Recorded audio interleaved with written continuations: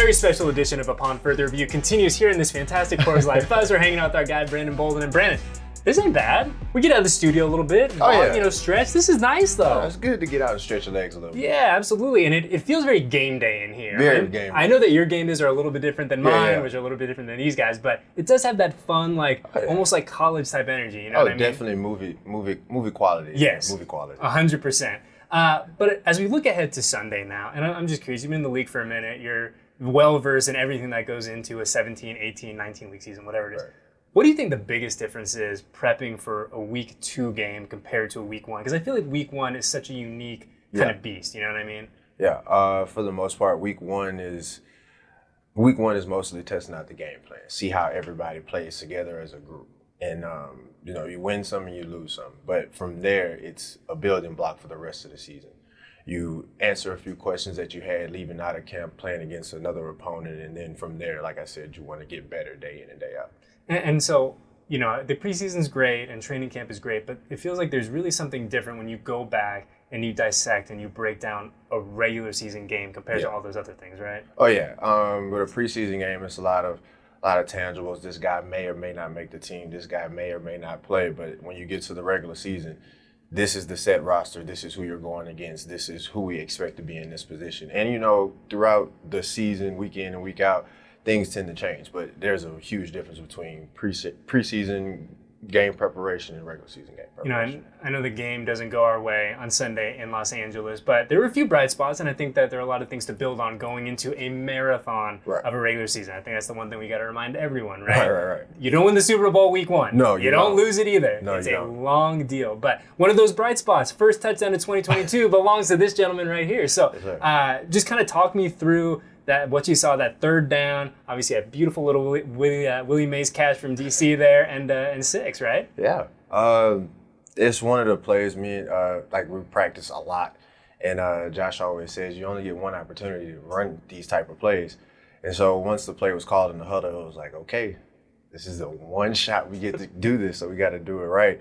And, Derek did a tremendous job staying in there, allowing me to do what I had to do to get open, and then he delivered a perfect ball. So I felt like I was going to be not only letting the team down, but I'd be letting Derek down if I would have dropped that one. But it was a great throw, great play call by Coach McDaniels in the red zone. So it was all in all a great play. And I got to ask you one thing. What was the celly, though? Because on the broadcast, they cut away from it. Right. We got 2 seconds of the celebration, and that was it. So what was it? The celebration was I pulled out a walker out of my back pocket since I'm the oldest guy on the team. And so it was funny because the first person that ran over was Mac, who's also top 3 and oldest player. So, and then he pulled it and did it with me. And then getting to the sideline, Amir came and helped me cross the street with the walker. So it was kind of funny. It was something we kind of joked about and played around with during camp. And then it was when I scored, and I was like, this is the perfect time to pull it out. It was funny.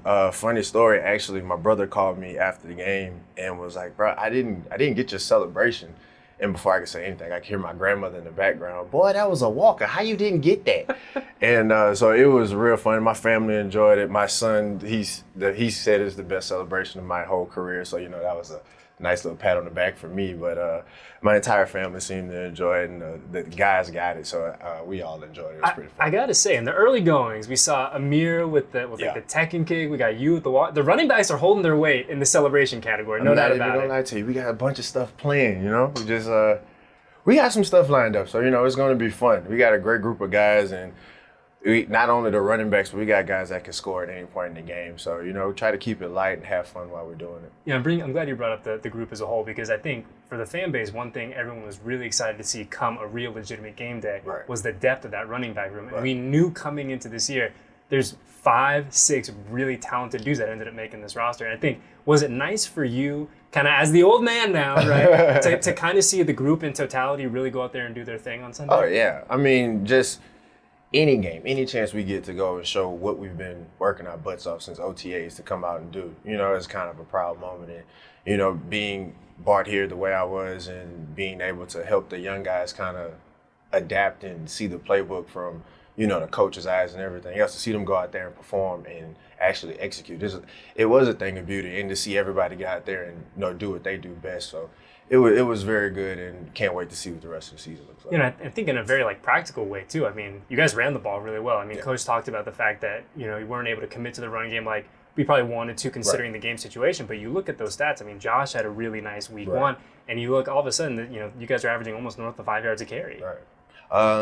It's real great. And for Josh to come back and say that after the game lets us know that he has confidence in us, which lets us know that we have confidence to go out there and do our thing. And what the best thing about this room is we all cheer for each other. So it's like Josh break a big run, you see all of us on the field. I scored a touchdown, everybody was on the field. So, Amir gets out there and he does his thing on special teams or on offense. We're all going to be cheering each other on. So that's another good thing about this room is nobody's selfish. Not one person wants the ball in their hands. We all want the ball in their hands, but we all want to see each other with the ball in their hands too. Yeah, and hopefully we see you guys do your thing this Sunday, coming home for the first time for real against the Arizona Cardinals. This will be your first true home opener as a member of the Las Vegas Raiders. You guys got a little bit of a taste during the preseason of what Allegiant is going to be like on Sunday. Just for you as the new old guy coming in, I mean, what do you expect this environment to be like? I'm not even going to lie to you. For the Minnesota game, I was highly impressed at how many people was there for a preseason game, And, I've always heard, since my grandfather was playing way back when, I've always heard how Raiders fans, travel deep and everything else. And even walking around the stadium for the first time, I got Denzel Perryman and John Abram, they come and tell me, it's like, man, no, you got to see a regular game day and this. And so, the guys have hyped it up, and, I expect a great turnout from Raider Nation. So I'm excited. I can't wait to see what that's like, and I can't wait to get back out there and perform. Yeah, I'm glad you got a grandpa, too. Have you had a chance to go? The last time we talked, you hadn't seen your grandpa's brick at the stadium. Have you had a chance to do that yet? Nope, still haven't had a chance to do that yet. We got to, come on, man. We got to knock this out. We got to get you there. We got to make it happen. The brick isn't going anywhere, I promise you. The brick is very stationary. Right. Definitely. I still want to make a trip. Like I said, I want to wait for my son and the rest of my kids and everybody else is here so we can all go together and see it because I can't see it if I'm playing in the game. So we got to get us a day where we could just go take a quick peek at it. Because I've seen the replica that they sent to the house. So I've seen a brick. I haven't seen the brick. Yeah, I feel you. Well, before we get you out of here, I just want to make sure we talked about this. I think you got something really cool coming up. This Players vs. Cancer thing that you're doing on Twitch, playing a little video game action. Talk me through it, man. What do we got going on coming down the pipeline? So we're raising money for cancer research. We're going to be on Twitch, and I'm probably going to get my butt kicked in Super Smash Brothers. I'm not well versed in it. I play my son in it. He still kicks my butt. So, we're going to give, a lot of people some time, sign in. We have a great time. We're going to hang out. Starts at 6 o'clock our time. So we're going to go out, have a little fun, and see if we can raise some funds for cancer research. Real quick, what is your go-to Smash Bros. Character? I know this is going to be something that a lot of people are going to give you grief for. There's no right answer. There is no right answer. There's no right answer at all. I am very proud to say that I have been a Kirby fan since the 90s. And I still rock with Kirby, so it'll be me and Kirby at 6 o'clock on Monday. So yeah, we'll be getting down in the Smash Brothers. It's fair. Like I said, man, everyone's got their own deal, right? Yeah, exactly. Definitely. Different strokes for different folks. Right. No wrong answers here. But hey, man, I appreciate you coming on this fantastic bus. It was good to see you. Good luck on Sunday, and I look forward to some more running back room celebrations. How about most that? Definitely.